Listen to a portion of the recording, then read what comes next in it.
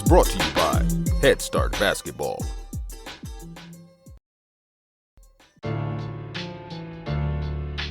Hey, Hoopheads, our friends at Dr. Dish Basketball are here to help you transform your team's training this offseason with exclusive offers of up to $4,000 off their Rebel Plus, All-Star Plus, and CT Plus shooting machines.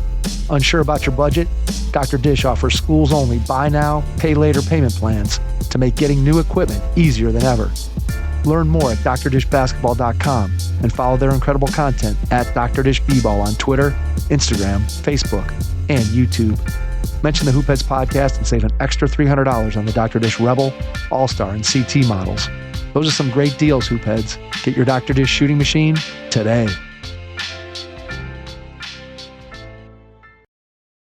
Hi, this is speaker, author, and coach David Cooks, and you're listening to the Hoopheads podcast. Your first impression is everything when applying for a new coaching job. A professional coaching portfolio is the tool that highlights your coaching achievements and philosophies, and most of all, helps separate you and your abilities from the other applicants. The Coaching Portfolio Guide is an instructional, membership-based website that helps you develop a personalized portfolio. Each section of the Portfolio Guide provides detailed instructions on how to organize your portfolio in a professional manner. The guide also provides sample documents for each section of your portfolio that you can copy, modify, and add to your personal portfolio. As a Hoopheads Pod listener, you can get your Coaching Portfolio Guide for just $25. Visit coachingportfolioguide.com/hoopheads to learn more.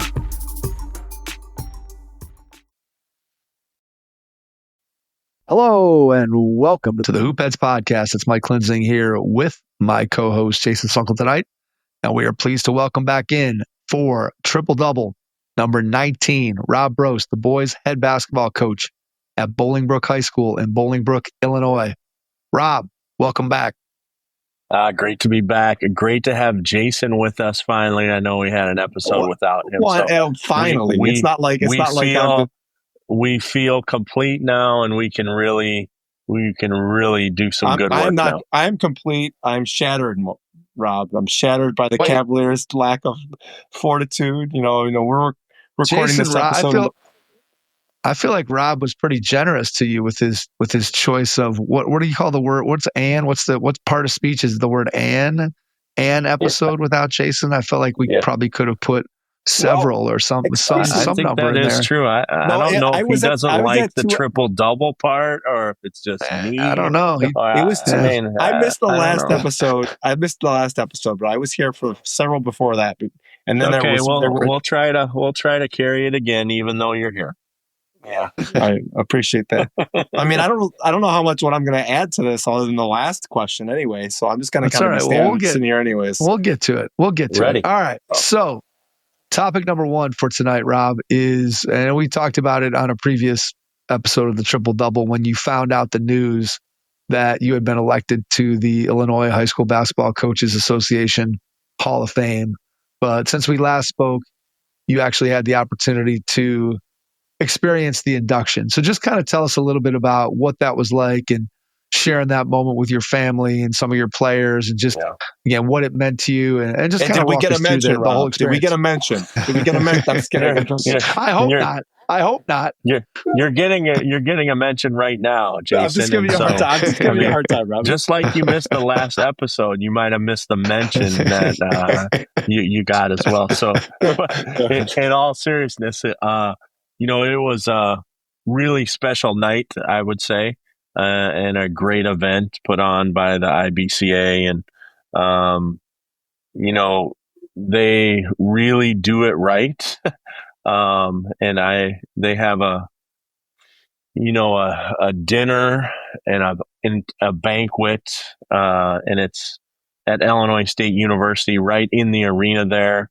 They set it up very nicely. There's a dinner prior to the induction, and the banquet is really put together really well and done in a first-class manner.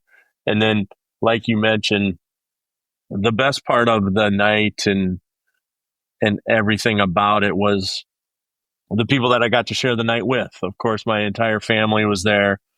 my principal is there, my athletic director is there, several of my former assistants made the trip down. It's about an hour and a half from where we are. And so I had, kind of a whole collection of people there to share the night with. So it was just really special, especially in that way. And then obviously everything that comes with it, as far as, my former players, them reaching out. And let's be honest, if it wasn't for the players, this would not be, that would not be happening. And so, it was really special, especially, the fact, I'm still doing this, I'm still going, and we won, I don't know, 29 or 30 games this past season. And so we're still, moving this thing in a positive direction. And so for you, or like for me to be recognized by my peers in that way is really special. And to, go through the whole ceremony and all of the pomp and circumstance, I guess you would say, is a little bit overwhelming, and it's a little bit uncomfortable, to be quite honest, because I don't, that's not my thing as far as like, taking credit for or being in the limelight. And then even when we got back to school, the ceremony was on Saturday, and then our principal, made a big deal about it, that Monday on the morning announcements. And, they did a whole page in the program, and then they did this thing that they're going to put up on the wall at the right outside the gym, and all of these things that really are special. But it really makes me think of all the people that helped along the way, and how I was just a little spoke on this big wheel called Bolingbrook High School basketball. And without all of those people, certainly what happened a few Saturdays ago wouldn't have been possible. Did you have to give a speech? Well, the good news and bad news was no speech. There was I think there was 9 of us, maybe 8, that got inducted that night. And then they had several other awards and things that went before us. And then we kind of culminated the night. So I didn't give a speech then, but since then I've been in several settings, in front of people, and they, want to hear about it, or they want to, hear kind of what I have to say about the whole thing. And so that's been special as well. But again, I cannot reiterate enough, the best part of the entire thing was hearing from so many former players and current players, and all the people that got to share it, that I got to share it with. And that starts with my family, obviously. And it's probably a good thing they didn't let me give a speech, because I probably would have broken down in some way, shape, or form, just, because the first people I would recognize would be my family, obviously, because they have to put up with whatever that means, being a wife of a head coach, and then a daughter, and then son of somebody in my position. So those things are the most special of all of it. And, in fact, tonight at dinner, I was at a dinner with some of our booster club, and a former player came in, and the very first thing he said was, "Coach, man, so great about the Hall of Fame. I'm so proud of you," et cetera, et cetera. And this is a player I had probably almost 15 years ago. So, that is really, really special. And whenever you can, not be recognized, but at least, I'm trying to find a better word than be recognized, but when people appreciate, I guess, the things that we've been able to do, and more than the wins and losses, but how we go about our business, and how our kids become better kids, and hopefully better men, and better dads, and better husbands, and better all of those things, in part because of our program. So that's the best part by far. How many wins do you have as a coach? Do you know the answer to that question, Rob? I do, because my athletic director and principal got this entire page of the program in this color thing. I did not know it until then. And according to them, the page that they made for me, 455, I think it is. So that's where I'm at what's right the state? now. What's the state record in Illinois? Oh, I think Coach Pingator, who has just passed away within the last year or two, I think he has right around 1,000. So you're halfway there, buddy. Well, it goes like 1,000, and then there's a big drop to like 700, and then there's a few guys there, and then there's a handful of guys in the 500 range, and then there's a handful between 4 and 5. But as you guys know, it's getting harder and harder to win lots of games these days, just because of the turnover and the demands and all of that. In fact, here in Chicagoland area, 2 of the best coaches that I know from the best programs just resigned within the last 48 hours. So, it's hard. It's hard to, the longevity part is probably the most difficult, I think, part of the whole thing. I think the cool part for you, and you've said it a couple of times, you said it when we did the previous pod, when you found out that you were going to receive the honor, and then you said it again as we were talking, is that you're kind of in this sweet spot, right, of where you are far enough along in your career, obviously, which you have to be in order to be elected to the Hall of Fame, but you're also, because you're still actively involved in coaching, that it's kind of this sweet spot of appreciation for what the honor means, which I think when you look at it, and I, again, not in any way comparing me being elected to my high school Hall of Fame, but it happened for me like when I think I was 23 or 24 when they put me in the high school Hall of Fame.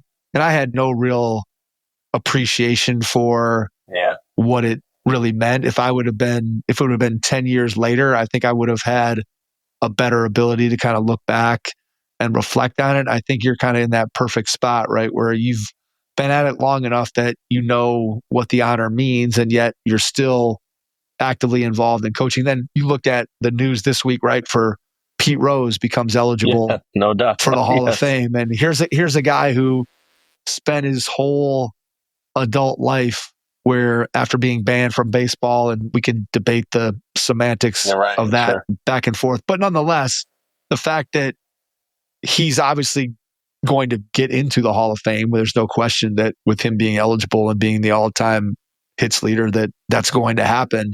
Yep. And in so many ways, it's sad that he didn't get the opportunity to be able to enjoy and experience that as he went along. So I guess my whole point here is that you're in a really good position where you appreciate what the honor means, and yet you're still also actively involved in coaching. And it just feels like you've hit a sweet spot in terms of really being able to, for lack of a better way of saying it, enjoy the honor that you were given. I think the lady that went right before me, as far as the induction, she coached at Wheaton College for years, but she has been retired for almost 20 years now, and she's much more my senior. I don't want to call her old, but she's much older than I am. And so I think you're right about the sweet spot. It's really, I'm fortunate to be recognized like I was, but also fortunate that I can, enjoy it to a certain extent, and then, go from there. And my daughter said she's a sophomore in college, and then she said, "Dad, I've really been looking forward to this." And then after it was over, she said, "Well, what is next now? Like, what can you do? Like, what is out there? You did the Hoop Summit like 3 weeks ago, and now you did this. And so what are you supposed to do?" And I said, well, it's not really about getting these things, or it's about doing them with the people that I'm doing them with. And that's the most important thing. The Naismith Hall's next, Rob. That's where we're headed next, right? I mean, I wouldn't put any bets down for Rob Brost being elected to that one. So it's funny. For everybody out there, that's probably the longest of shots out there. What's funny is that we've had Dave Hickson on from Amherst College, who was the first Division III head coach elected to the Basketball Hall of Fame, and just after having a conversation with him on the podcast and then kind of getting to know him a little bit after, and he's been jumping in on some roundtables and stuff, and just it was funny to talk to him. And he got elected the year he was elected. I believe I think Dwayne Wade was elected the same year as him, and I believe Tony Parker, and he was just telling stories of how, again, he's there at the reception and at the dinner and at the banquet, and he's got to go up and introduce himself, and hey, I'm introduce himself to Dwayne Wade, like I'm Dave Hickson from Amherst College, and Dwayne Wade's like, Dave, I know who you are, because again, obviously they know who the class is for a long time heading into it, but just again, you kind of think about those experiences, and clearly yourself, you obviously didn't get into high school coaching to eventually make it to the Illinois Basketball Coaches Hall of Fame, and Dave Hickson didn't go into becoming a college coach thinking that he would ever have an opportunity to be inducted into the Naismith Hall of Fame, and that's what makes those kinds of things special. And I think what you've said throughout this beginning part of the pod in terms of having your family be a part of it and having your former players and current players and people who have been around your program reach out to you, that's where the real meaning comes from. And just, you get to see that, hey, the reason why I'm a Hall of Famer is, sure, I won some games, and that's maybe what people on the outside see, but what people on the inside see is what you've done to impact lives using the game of basketball. And I mean, every time that you and I talk and we look at what it is that you've accomplished, it always comes back to, for you, it always comes back to the impact that you're having on people, and primarily the kids that you get an opportunity to coach. No doubt. That has been the most important thing and will continue to be the most important thing. And, I'm just, fortunate to be the coach at Bolingbrook High School, and fortunate to have the support system that we have. And I've said this, I think, on the pod several times, but I've told a lot of people recently, I'm just a small spoke on this big wheel that happens to be going around. And so I've had, the fortunate chance to be the coach here, and we've had some things go our way, which, I'm thankful for, but it's all about the people, and, it will continue to be so. All right. So one more time, congratulations. It's a great honor for you, Rob. Really, again, thrilled for you to be able to have that opportunity, and again, have your name. How many Hall of Famers have we now had on the podcast, Mike? Ooh, I don't know. I mean, it depends on depends on how you. Yeah, it probably depends on how you define who's in what Hall of Fame. As far as the Naismith Hall of Fame, I don't know if we've had anybody besides Dave Hickson. I could be wrong. I'd have to really go back and really look at Mark it. Mark Price has unfortunately never made the Hall of Fame. So, right? I don't know if Mark's ever going to get there, but who knows? Anyway, maybe we'll go back and double check that. So, anyway, topic number 2, Rob.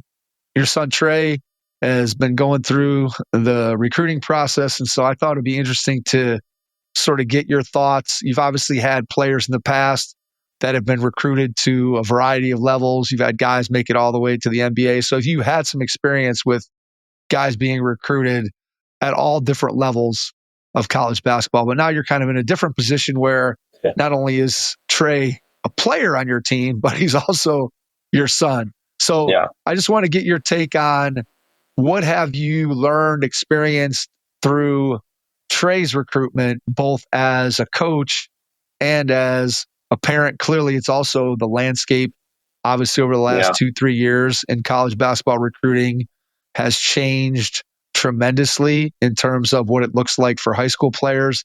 So just kind of walk us through your experience with Trey. Well, I would say, people ask me a lot, like, how is it coaching him and how is it he's on the team and all of that. I would say the recruiting piece is the most awkward part of this whole circumstance, I guess you would say, because I'm his dad, obviously, first, and I'm his coach. And, we've won, 60 games with him the last 2 years as our starting point guard. But we've also had 3 or 4 high major players playing with him. So, it's easy to look at Trey in Trey's case and say, oh, well, he's the coach's kid, so that's why X, Y, and Z. It's also easy to look at the same exact situation and be like, dang, that kid never turns it over. He shoots the ball really well, averages whatever he averaged, 8 points a game, which doesn't seem like a whole lot, but we've won 60 games with him, as our point guard. So it's just a little bit awkward in the sense that I'm trying to sell something that I really, really like and really, really am sold on from day one because he just plays right. And it's funny how many college coaches say, man, we just love a kid that just plays right, that makes good decisions. We don't even care, how much he scores it. Well, now here is one. And he does do all of those things. And some people like it and some people don't. It's just like anything. And some of it is because he's, we list him at 6 foot, but he's probably 5'11". And so, he's a 5'11" point guard. And so that doesn't score it at a really, he's not averaging 20 points a game. So, and he's not ever going to do that because of the tools and other players we have at our school. So to be quite honest with you, the recruiting thing has been a little awkward from my perspective because it's hard, when I talk about just another player of ours, I have no problem just selling them and saying the good things and the bad things, not the bad things, but I'm honest with college coaches. And so, but when I'm talking about Trey, it's just, I don't know. I don't feel exactly right, pumping him up, I guess you would say. That was going to be my question was like, is it hard? Because, and, obviously I know you are honest with college coaches because the thing is you want to have your reputation is you're not like, you don't want to tell someone, this guy's a great player. And then he goes there and acts like a clown. And then you're like, well, now it's Trey and you have to, he's your son, like you said, son first, but like, you want to be honest, like, well, yeah, he could work on this. Do you have any problems with that? Or is that just the nature of the beast and you like? Yeah, there's some of that for sure. And Trey's situation is unique, not only because I'm the coach, but because of how our team kind of was made up the last couple of years, because we had 2 high major wings on both sides of him. And so, no one comes to our open gym or to our game and the first person they say is, oh, well, geez, we could really use Trey Brost. You see the dynamic scorer and you see the, high major wings that we had, especially the last 2 years. And so those are the things that are going to jump off at you if you're a college coach.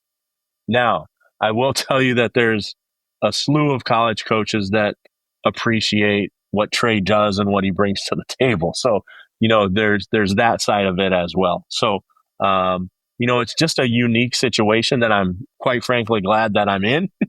And it's been fun, but the recruiting piece has been the most awkward. And his recruiting is so all over the board because, NAIA schools and D2s and even some D3s are like, hey, we'll take him tomorrow. Let's go.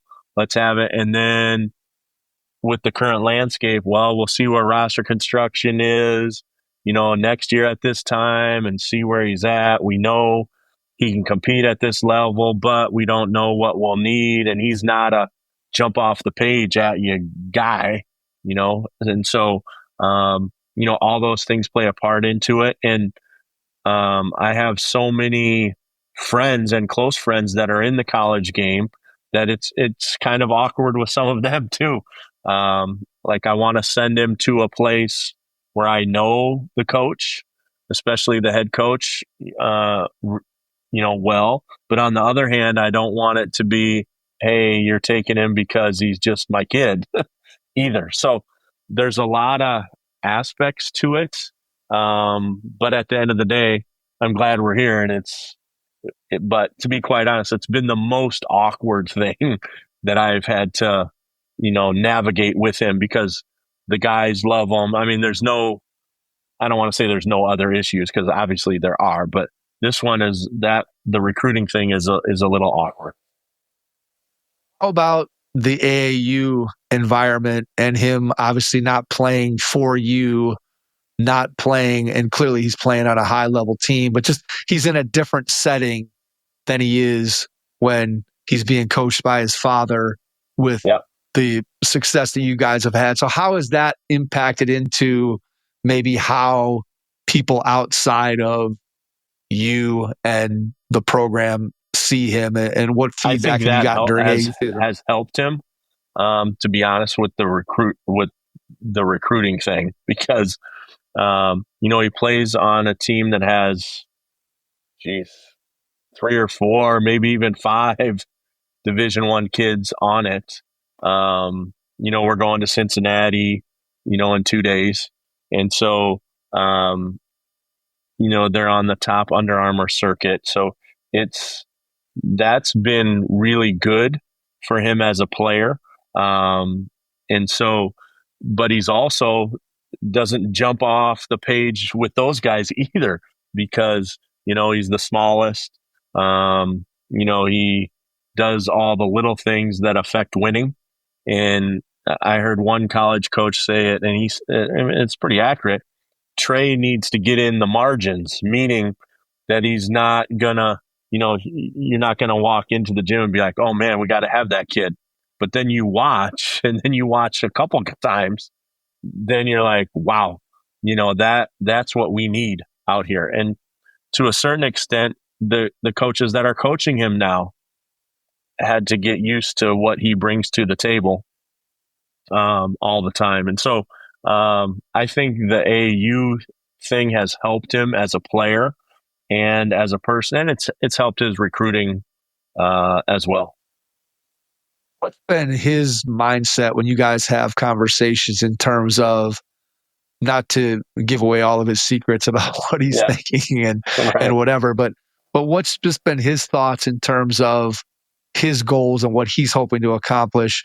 Like, is he a kid who's saying, man, if I can get whatever X Division I offer from, does he have a dream school? Is it just, where's he at mentally in terms of where he feels like he can fit in? Is he a kid who's like, man, if I can get a Division I, that's where I want to be? Or is it, I'm open to whatever the best opportunity is?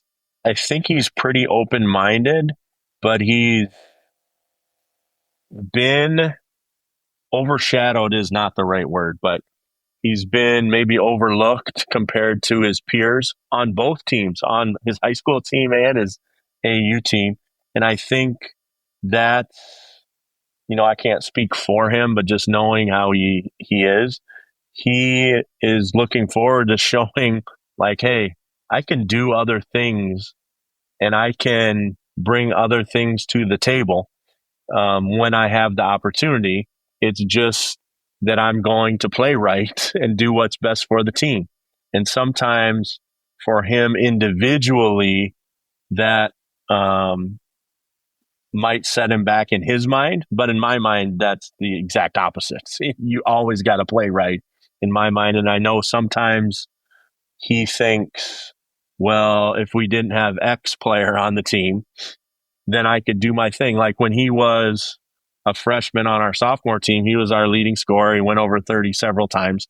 Well, he hasn't come close to 30 since he's been on the varsity, but we have all of these other players that are high major players. And so I think at the end of the day, it will only help him, even though sometimes he doesn't realize it, but he's a competitor underneath it all. And so, but he would never say anything remotely close to what I just said to you, to a college coach, or even to me. Right. I just know how he's wired and how he, and some of the things that he doesn't share with me, he does share with my wife. So that part is good, but I think overall it's good for him. There's some, disadvantages to being my kid in this situation, but I think the advantages far outweigh the disadvantages. And I think he would probably tell you that as well. And so, I'm not going to apologize for some of the advantages that he gets. I don't want to say because I'm who I am, but like that's, I don't know any other way to say it. So, he defers a lot, I would say. But that's okay too. And sometimes that's hard for a 16, 17-year-old to realize, but I think overall he does a really good job with it. I think when I think about just a kid who's sort of in his shoes, right, who has the ability to maybe score a little bit more, maybe do a little bit more that would catch somebody's eye who is just a fan sitting in the stands, as opposed to maybe a coach who has a more nuanced look. And I'm sure that just like any player, when you're on the floor, and he's obviously competed at a high level in the high school game, he's competed at a high level in the AAU game. And I'm sure there are plenty of guys that he's gone up against that have big time reputations, that when he walks off the floor, whether he says it to you, whether he says it to his teammate, whether he just says it in his own head, that, hey, I'm as good or better than guy X who maybe is averaging 26 a game and just is in a different set of circumstances. I think that when I hear you talk about him, I think in many ways of myself as a player, of guys that I played against that signed for scholarships way before I did. And I'm like, how's that kid going there? Like, I'm play against him all the time. Like I'm clearly as good, if not better than him. And that's something that, again, I shared mostly with no one. That was mostly things that conversations that I had with me in my own head. And I'm guessing that Trey probably has some of those similar thoughts in his mind. And not that you can read his mind, but I'm guessing that that's kind of where his mentality would be. I think that's true. And, a good example was we were at our conference meeting and we had 3 guys that were, no-brainers for the all-conference team. And then we have Trey, who to me was a no-brainer. And I just said to the other coaches that were voting, who would you want as your point guard? Just look. Who would you want? And then the coaches voted Trey on to the all-conference team as well. So, that's not for me to decide. That's for somebody else to decide. But of course, we had the 3 that were, most valuable player in the conference, and then the 2 other guys that were, no-brainers. We went 16-0 in the conference. And so, for other coaches to recognize his value as well, says a little something. And those guys obviously have to play against him. And so that's a feather in his cap, I guess, as well. Yeah, absolutely.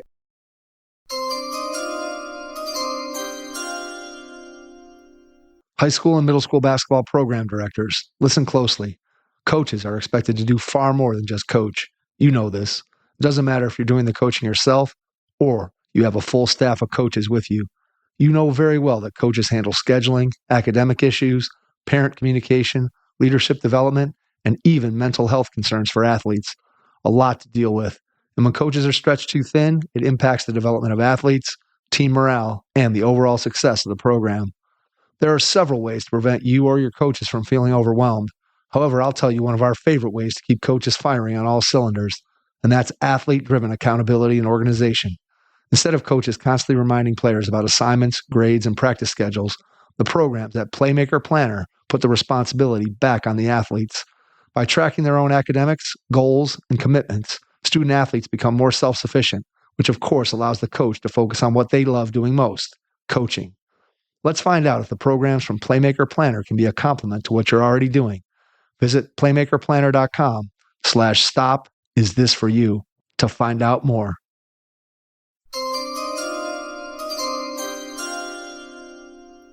All right, topic number 3, Rob.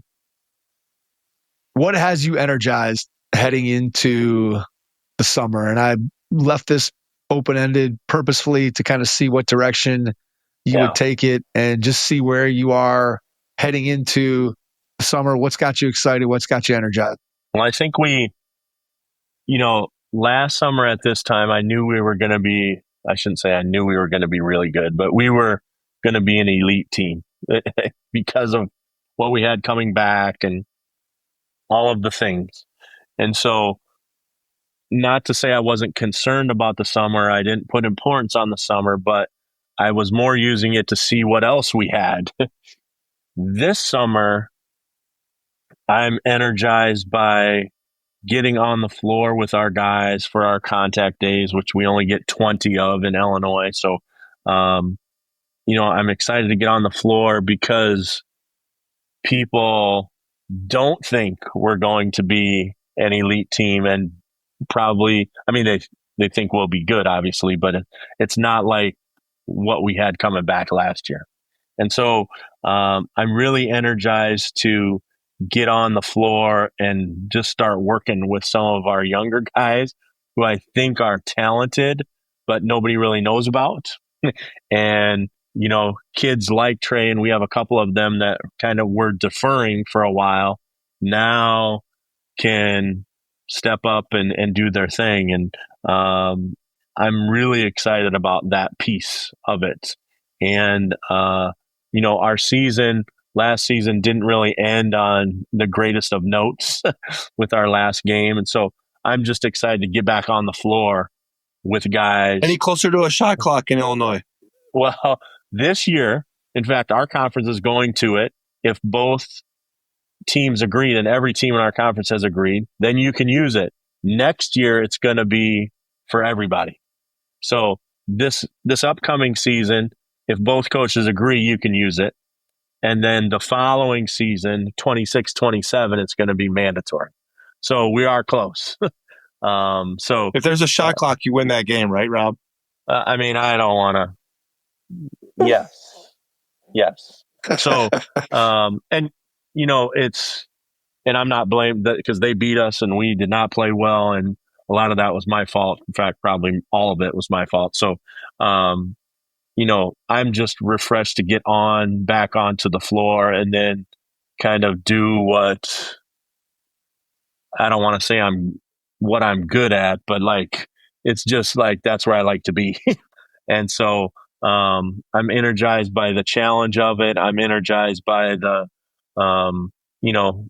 people think we'll be solid, but they don't think we'll be, an elite team. And everybody last year, I think agreed that we would be an elite team, and we were for all of the season until the one playoff game. So, I'm excited for that piece, and I'm excited for guys to step into new roles and kind of step out of shadows a little bit, and being able to reap some of the benefits of all the work that they're putting in. That makes sense. Those 20 contact days you mentioned, are you limited to what you're allowed to do in those days? Could you theoretically have a 6 hour, not that you would have a 6 hour open gym, you could. So when a one contact day is whatever you deem it, and you can have it for as long as you want. Okay. Yes. So we just run our camp during those days, and then we run it kind of like a practice almost. Only there's more kids there, obviously, because we're not cutting kids and all of that. So we're doing things with a bigger group and multiple courts, and then we'll play in different summer shootouts and things. And then 2 of those are in the live periods now with our high school, and so that's good as well. So we'll play in those 2 events, and I'm excited. We got invited to play in the I don't even know if I'm pronouncing this right. Ailani shootout over Christmas, and that's in Honolulu, Hawaii. So we're in the planning stages of that. Now that won't be until December, obviously, when we play, but there's a lot of planning that goes into a trip like that. with the logistics of everything and all of that. And, so we're just, excited about that. How many games is that? Is that 3 games, 2 games? Well, 4 games, possibly 5, depending on how you do. Last year, Utah Prep with AJ DeBanza won the tournament. So that's the kind of caliber of team they're getting. So, we're excited about that piece, and then obviously excited about the season too. But as far as what I'm looking forward to this summer, I just am looking forward to getting onto the court. We don't do a lot of stuff in the spring just because all of our kids some guys practice with their AU teams on Mondays and Wednesdays. Some guys go Tuesdays, Thursdays. Some guys go Tuesday, Wednesday, Thursday, and then they're gone on Friday. So we don't do a lot as a team in the spring. So when our camp starts and our 20 days kick off, I'm just excited to get daily connection with our guys. Are you allowed to have alumni come and open gyms and stuff, or are you not allowed to do that? No, we can't. And I don't want to say that we've had some come in the past. I don't want to but a lot of our guys come back in the summer and talk to our kids at camp and then work out at our place, whether they're going back to college or they're going, like Prentice's in England playing and those things. And then they're getting ready to go back overseas. We have 3 or 4 of those. And for a while there, we had 2 guys in the NBA, role players, fringe players, but still in the NBA. So, the summer is a great time for us just because, you see almost everybody comes through, right? And a lot of our former players talk to our kids at camp. And, I'm energized just to get back on the floor with them. The tinkering process look like in terms of making little tweaks and changes in what you're going to do based on personnel? How do you approach that piece of it in the summertime? Yeah, my approach this summer is a little bit different than it has been the past 2 summers. Again, for some of the reasons that I explained earlier, we have not near as much experience coming back.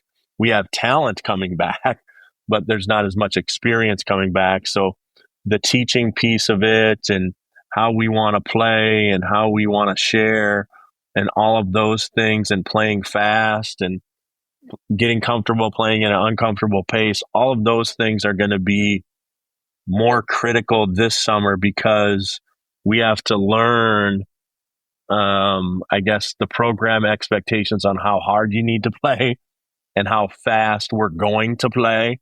And those 2 things kind of go hand in hand. And if sometimes kids have trouble with that right away. And we don't waste any time. Like June 2nd, our first day of camp, we're right into it. There's no time to get in shape. There's no time this is summer. We'll just go with somebody else if you're not ready. And so, this summer is going to be a little bit different than in particular last summer, but really the last 2 summers, where the returning players are just a little bit different as far as experience. The talent is still there. Maybe not the highest end talent that we've had the last 2 years, but we still have very, very talented players. And, the expectation is for them to do the right thing and play together so that we can be as successful as possible. I'm going to go back to your Hawaii trip. Give me your best fundraising tips for coaches out there. How are you guys raising funds to make this happen? What are you doing? What are the tricks?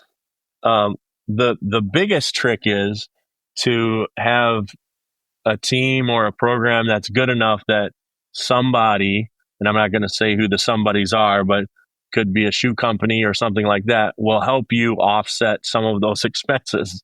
That's my number 1 thing. But then number 2, our booster club does a really, really good job of helping us. And, this is an experience that not a lot of high school kids are going to get or ever going to have. And so, it becomes an easy sell to the booster club and to the administration. Like, hey, this is an opportunity here. And this might be a once in a lifetime deal, not only for our guys, but for our school.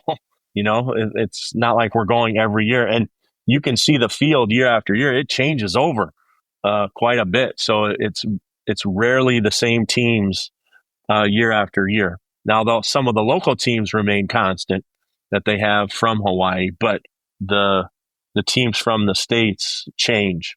And so as far as the fundraising goes, of course, we do send out 50 texts and ask for donations. We do that every year. And but our best fundraising arm is our booster club. And so that's good. And then, we get paid to play in a few events, some as much as a couple $1,000s to play in a couple events. So that helps, that piece too. And, we try to, do everything we can to be self-reliant, meaning the athletic department really doesn't give us any money. We try to just do it all. And when you do that for a long period of time, when you get in a situation like we're in, and now you need a little help, then people are willing to, I would say go the extra mile to help. And so that's helpful as well. So as far as specific fundraisers, we do our March Madness. We call it Raider Madness, but it's basically Midnight Madness only for us. And that's a great fundraiser for us. We have a DJ there. We have a dunk contest. The stands are packed usually. We'll have lower level scrimmages, maybe even some youth games. We have a DJ there.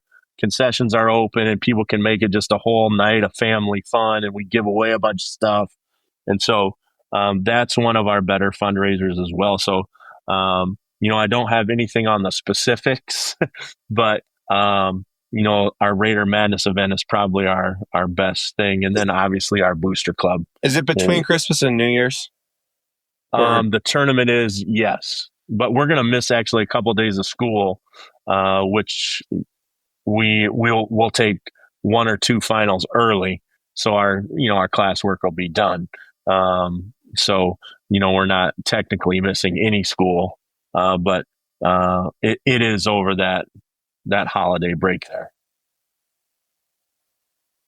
A fun trip. And obviously, as you said, not every school gets an opportunity, especially to travel anywhere, first of all, but secondly, to have the opportunity to go to Hawaii and go to as prestigious of an event as that one is with such high level teams. It's always interesting. I talked to Eric Horseman from Flying to the Hoop, and then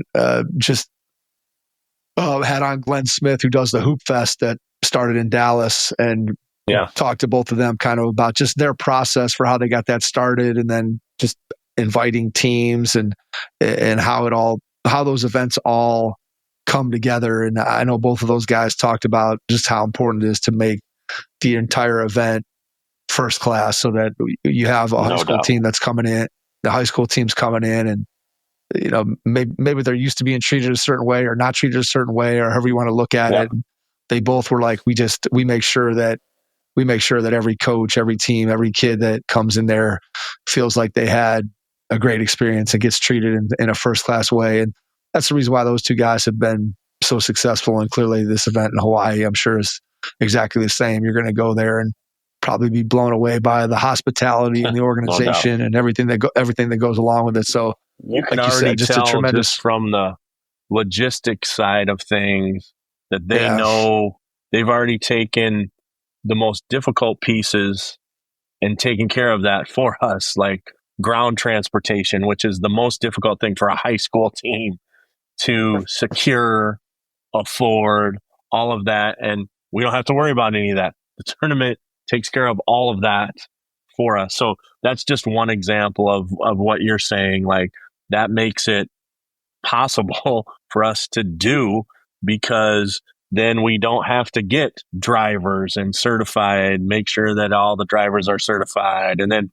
rent 3 vans, which is not only expensive, but really hard to do in Honolulu and all of those things. And if we got a charter bus, we'd need it 24 hours a day.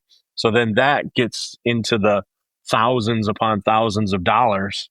But the tournament knows that that's going to be a difficult thing to do, which most people wouldn't think of, but it's having gone to Florida and Arizona and a bunch of other places. Ground transportation, once you get off the plane, is the most difficult part for a high school team, just because of the costs and, the certifications that the drivers need in our district, and state has different laws for certification for drivers, all of those things. So, which people don't really take into account, but this tournament obviously knows. I think I know a things. topic on the January triple double roundtable, Mike. They would talk about your experience in Honolulu, Hawaii. That's right. Yeah, absolutely. Hopefully, absolutely. I'll be tan when I come back. And all those logistic things, Rob.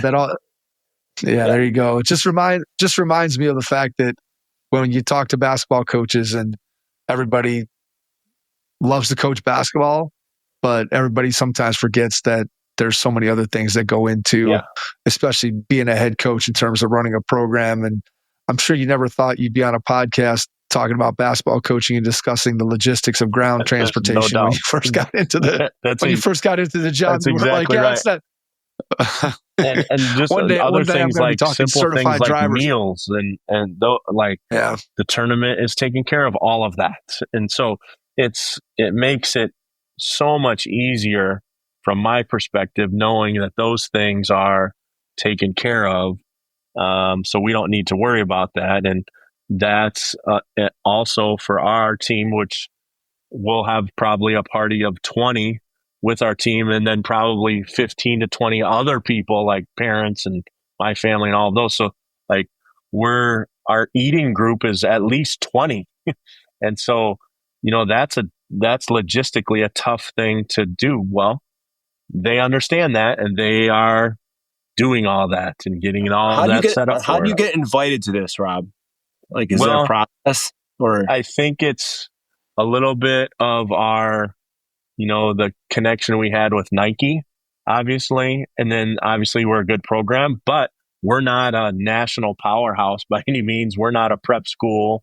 We're not any of those things. So, I think our association with Nike helped, obviously. And then the fact that we've been able to be successful, year in and year out, helps as well. So I don't know the exact answer of how we got invited, but I think all of those things help. And the fact that we've been a solid program and we've shown we can compete with just about anybody, that's helpful as well. And I'm just thankful for the opportunity and thankful that our guys get an opportunity to do this. And we just announced it probably 2 weeks ago because, when we first got invited, we were like, can we do this? Is it acceptable? Will the board approve it? Will they let us travel? Can we miss one final? Take it early? Even more for you to have to do. See all the other stuff you got to do, right? So make sure and all the things that people don't think of that, there's a lot of people that can say no to this thing way easier than they can say yes to this thing. It's funny that you talk about, like, obviously on a much smaller scale, but like the amount of hoops you have to jump through, like for our district, we've been the last few years, like they play the high school girls teams have been playing in the middle of the school day, and they do like a duel in the school situation. Mm-hmm. So like the amount of hoops that we have to simply jump through to get middle school team to go and watch the game at the high school, it's like 25. And that's just that. Like, I can't even imagine how hoops you jump through to get, like, to even get the ball rolling on that. Yes. It's definitely a stressor, but it's one that I'm willing to take on and make sure that we get, today I'm on the phone with Southwest for an hour trying to figure out, okay, well, what if we change this name, 3 days before? And what if we say we need 30 and then we only need 25 tickets, or our party, what if we get 5 more? All of those logistical things. I just want to know what's going to happen if something happens, because something will inevitably happen. A kid's going to get sick, or a kid's going to be injured, and then his parents don't want him to go for some reason, or, all of that stuff's going to happen. So I know that something's going to happen. So I just want to be as prepared as I can when it does happen. And so having traveled it's better to Florida, be over-prepared than under-prepared. No doubt. We've been to Florida and Arizona, so we've done the flying thing and all of the logistics with that previous time. So that's good, and it helps me prepare me, at least mentally, for all the stuff that could go wrong. Bottom line is winning provides opportunities. And so the success that you guys have had have obviously opened some doors for you to be able to have some of these great experiences for yourself, your program, and obviously most importantly, your kids and your team. So really cool. All right. That is our 3 topics for tonight. Rob, really thank you again for being willing to come on. Triple double number 19. I know we made you talk a little bit about yourself a little bit more than you normally would want to, but I think there was some good insight in both of those first 2 topics. And then obviously the last one, getting back in the gym and being energized to do that with a whole new set of guys and just a team that's in a new set of circumstances different from what you've maybe experienced the last couple of years. No Obviously, doubt. it's fun. I think a lot of coaches can relate to it. Me on, and I appreciate all the listeners. The fact that you would listen to a podunk high school coach from Illinois is refreshing, and I don't take that for granted either. And I appreciate you carrying the pod, even though I was back tonight, Rob. So thank you. Thank you. I mean, my shoulders can take it. Rob always carries it. That's why we're here, just to provide the framework, man. I'm just here to toss lollipops to Rob so he can bat them out of the park, man, which he does every time. I need lollipops because that's the only ones I can hit. But I appreciate both you guys more than you know, and I appreciate you guys having me on. Once again, Rob, thanks for jumping on with us tonight. Really appreciate it. Jason, thanks for jumping in on this one. Always good to have you a part of our triple double, so it's not a double-double. And to our audience, thank you for listening tonight. Really appreciate it. And we will catch you on our next episode. Thanks. Thanks for listening to the Hoop Heads podcast, presented by Head Start Basketball.